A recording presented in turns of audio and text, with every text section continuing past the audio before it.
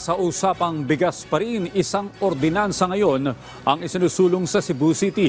Ito yung pagkakaroon ng half-rice option sa menu ng mga kainan sa lungsod. Ito'y para mas tipid na sa budget, iwas pa sa sayang na bigas. Ang sentro ng balita mula kay Jessie Atienza ng PTV Cebu. Labas-masok ang mga customer sa karinderyang ito at ganado siyempre sa pananghalian, lalo't may mainit na kanin. Pero ayon sa serbidor na si Ramil, maraming nasasayang pagkatapos magsikain. Maraming tira, lalo na sa kanin. Opo sir, ako nga sinasayangan sir kasi itatapon lang namin.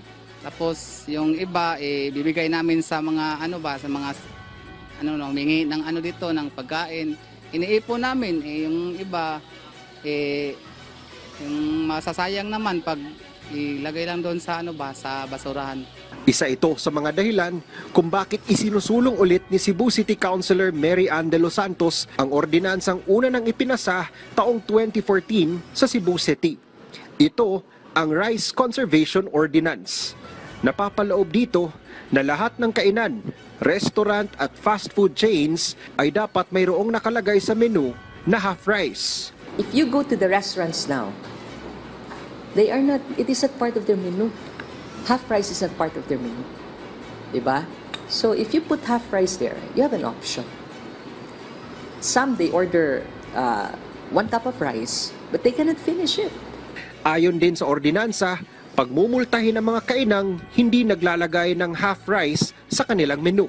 Ang problema, sa nagdaang halos 10 taon ay hindi pa napapatupad ang ordinansang ito. You know, had they implemented this 9-10 years ago, this could already be a normal course of all chain of restaurants, whether you're class A, class B, class C, D, E. That, it's just putting in your menu half rice. So this is what I'm trying to tell everyone. I deliver this privileged speech because let's go back to the basic. It's practically the conservation issue. Sang-ayon naman ang ilan sa ordinansa, lalo na't problema sa ngayon ang supply ng bigas sa bansa. Okay naman yun. Para sa akin sir, okay naman talaga yung half price ordinance na i-implement talaga yan dito sa Cebu City. Para makatipid din na what if kumain yung ibang customer na gusto mag half price lang. So okay siya. Okay na ordinance para sa. Ayon sa mga taga Cebu, hindi man direktang solusyon ang ordinansang ito sa problema ng bigas sa bansa sa ngayon, kahit papano'y payambag ito kung makikiisa ang lahat upang makatipid. Mula sa PTV Cebu, Jessie Atienza, para sa Bayan.